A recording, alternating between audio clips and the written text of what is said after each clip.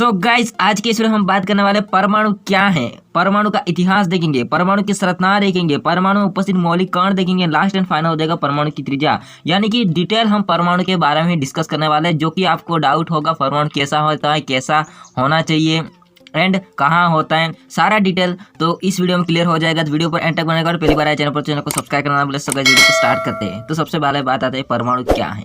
So guys simple सी बात है, परमाणु एक प्रकार का क्या है, कण है, जो कि कैसा कण है, सूक्ष्मतम कण है। कैसा कण है, सूक्ष्मतम कण है। तो परमाणु क्या हो गया, क्लियर हो गया, परमाणु क्या है तो कण है। अभी डेफिनेशन भी क्लियर हो जाएगी इसके साथ में। तो सूक्ष्मतम कण होता है जो कि परमाणु। अब सिंपल सी बात है, इतिहास को समझेंगे तो इतिहास में सबसे पहले आते हैं वैज्ञानिक जिसका नाम है महर्षि कणाद। जिसका नाम क्या है, महर्षि कणाद। देखिए गाइस महर्षि कणाद का कहना क्या है वो समझना। परमाणु होता है एक अविभाज्य कण होता है, जो कि किसने कहा, महर्षि कणाद ने। यानी कि परमाणु एक छोटा सा कण है जिसे हम विभाजित नहीं कर सकते, ये तो कह दिया महर्षि कणाद ने। उसी टाइप का दूसरा जो आता है वो आता है जॉन डाल्टन आते हैं, जॉन डाल्टन को समझना होगा यहाँ पर। डाल्टन ने वही बात की कि परमाणु होता है वह अविभाज्य कण है।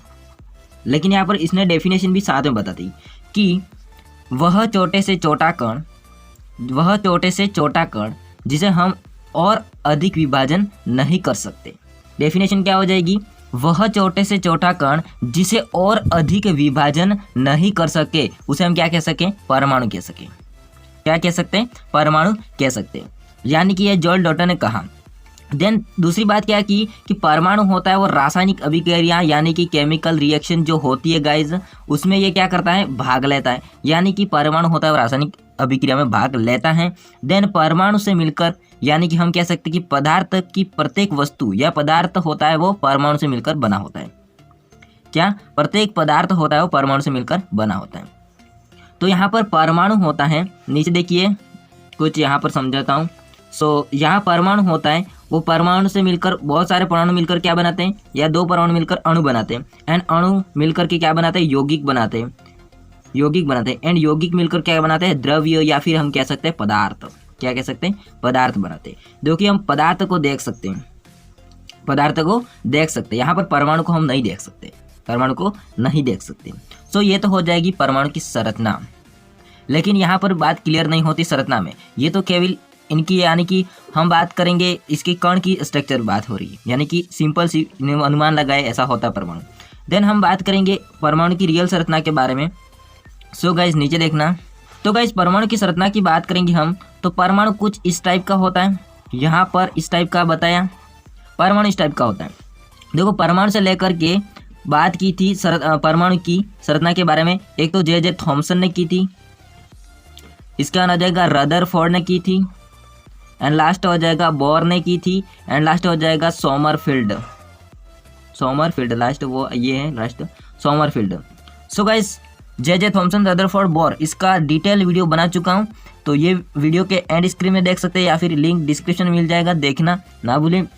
तो इस टाइप की स्ट्रक्चर होती है वो बताया। लेकिन थॉमसन ने अलग बताया था जो तरबूज का मॉडल कहते हैं, लेकिन इसको हम डिस्कस नहीं करेंगे आगे, केवल यहाँ पर संरचना बताएंगे। तो यहाँ पर ये नाभिक है, देन ये कोश है, और कोश में यहाँ पर कोशों में क्या होता है, इलेक्ट्रॉन होते हैं। क्या होते हैं, इलेक्ट्रॉन होते हैं। अब यहाँ पर समझना होगा ये स्ट्रक्चर होती है। लेकिन यहाँ पर ये दिखाया गया बाहर के राउंड एंड, यानी कि यहाँ पर नाभिक के चारों राउंड हैं, ऐसा वास्तव में होता नहीं है। अगर परमाणु की रियल संरचना देखा जाए तो परमाणु में केवल नाभिक प्लस होता है, इसके चारों और यहाँ पर 2 इलेक्ट्रॉन होते हैं।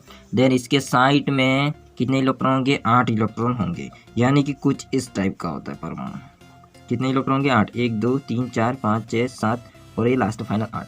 तो यहाँ पर नाभिक, यानी कि समझ सकते हैं यहाँ पर ये नाभिक हो गया, ये नाभिक, ये 2 इलेक्ट्रॉन हो जाएंगे, इन 4 और 8 इलेक्ट्रॉन, यानी कि इस टाइप का होता है। अब यहाँ पर निश्चित दूरी बना करके ये क्या करते हैं, नाभिक के चारों चक्कर लगाते हैं। इसलिए हम क्या करते हैं, राउंड से रिप्रेजेंट करते हैं इसको, राउंड से इस टाइप का रिप्रेजेंट करते हैं। और यहाँ से रिप्रेजेंट यहाँ पर करेंगे नाभिक को ऐसे, यानी कि राउंड से रिप्रेजेंट करने का मतलब ये है कि वो निश्चित दूरी बना करके इलेक्ट्रॉन नाभिक के चारों गति करते हैं। इसी कारण से राउंड बनाते हैं, लेकिन वास्तव में राउंड इस टाइप का परमाणु होता नहीं है, इस टाइप का खोखला परमाणु होता है ना। ये दीवार होती है, वैसे दीवार नहीं बना जिसे हम कोई टकराएं तो वापस आ सके, ऐसा बात नहीं है। यहाँ पर केवल नाभिक से टकराने वाली जो अल्फा कण होते हैं वापस आते हैं, यानी कि बाहर का जो भाग होता है वो साफ खोखला होता है, यानी कि इलेक्ट्रॉन घूमते हैं लेकिन निश्चित दूरी बना करके घूमते हैं, न कि वो रॉड यानी कि हम जैसे रास्ता कहते हैं ना उसमें नहीं घूमते, रास्ते में नहीं घूमते, वो निश्चित दूरी बना करके घूमते हैं। तो रियल संरचना इस टाइप की थी, इसलिए मैंने बताया कि परमाणु की संरचना इस टाइप की।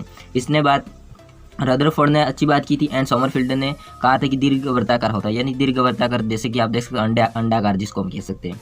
एंड यहाँ पर जे थॉमसन की बात हो गई क्लियर। ये हो गया सारा डिटेल्स परमाणु की संरचना। सो गाइस अब बात रही है परमाणु में उपस्थित मौलिक कण, जो कि हम जानते हैं कौन कौन से होते हैं परमाणु मौलिक कण। तो यहाँ पर समझना होगा आपको परमाणु मौलिक कण कौन से होंगे। एक तो हो जाएगा प्रोटॉन, जिसको हम कहते हैं प्रोटॉन, जो कि पॉजिटिव चार्ज का होता है। एक होता है इलेक्ट्रॉन, जो कि इलेक्ट्रॉन होता है, तो यहाँ पर इलेक्ट्रॉन होता है वो नेगेटिव चार्ज का होता है। एंड दूसरा क्या हो सकता है न्यूट्रॉन, जो कि कैसा होता है न्यूट्रॉन होता है। कैसा होता है न्यूट्रॉन, यानी कि कोई चार्ज नहीं होता, जिसको हम उदासीन भी कह सकते हैं, जिसको हम क्या कह सकते हैं उदासीन भी कह सकते हैं। एंड नाभिक होता है वो तो जानते हैं हम पॉजिटिव चार्ज का होता है। कैसा होता है पॉजिटिव होता है। सो गाइस ये हो जाएंगे मौलिक कण, परमाणु उपस्थित मौलिक कण, ये प्रोटॉन इलेक्ट्रॉन और न्यूट्रॉन। सिंपल सी बात करेंगे तो ये तीन मौलिक कण होते हैं प्रोटॉन इलेक्ट्रॉन न्यूट्रॉन, जो कि ये। अब बात करेंगे proton and neutron, proton positive and उदासीन, ये दोनों होते हैं वो नाभिक में रहते हैं। कहाँ पर रहते हैं नाभिक में रहते हैं। जबकि इलेक्ट्रॉन होता है वो कोश में चक्कर लगा रहा है, यानी कि नाभिक के चारों चक्कर, यानी कि इलेक्ट्रॉन प्रोटॉन एंड न्यूट्रॉन के चारों चक्कर लगाता है कौन इलेक्ट्रॉन। तो यहाँ पर न्यूट्रॉन से कोई मतलब नहीं है, यहाँ पर प्रोटॉन पॉजिटिव चार्ज का एंड इलेक्ट्रॉन नेगेटिव चार्ज का, यानी कि पॉजिटिव नेगेटिव के मध्य अट्रैक्शन होगा, जिसमें स्थिर वैद्युत आकर्षण बल होगा, जिसके कारण से वो निश्चित दूरी बना करके चक्कर लगाते हैं। देन बात करेंगे हम किसकी, यहाँ पर बाहर की तरफ। तो बाहर की तरफ एक बल लगता है जिसे हम कहते हैं अपकेंद्रीय बल, जिसे हम क्या कहते हैं अपकेंद्रीय बल कह सकते हैं, जो बाहर की तरफ खींचता है या धकेलता है अंदर से, है ना।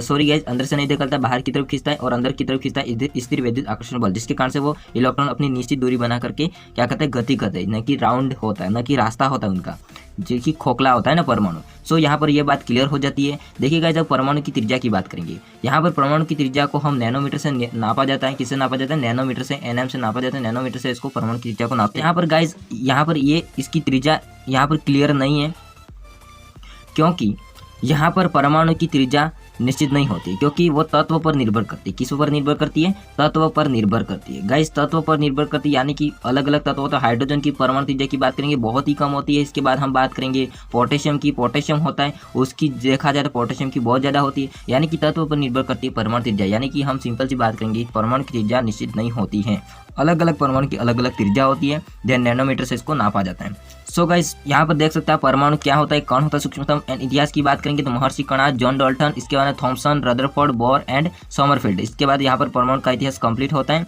देन साथ में परमाणु की स्ट्रक्चर से लेकर ये पूरा डिटेल मैंने बताया कि परमाणु की संरचना इस टाइप की होती है।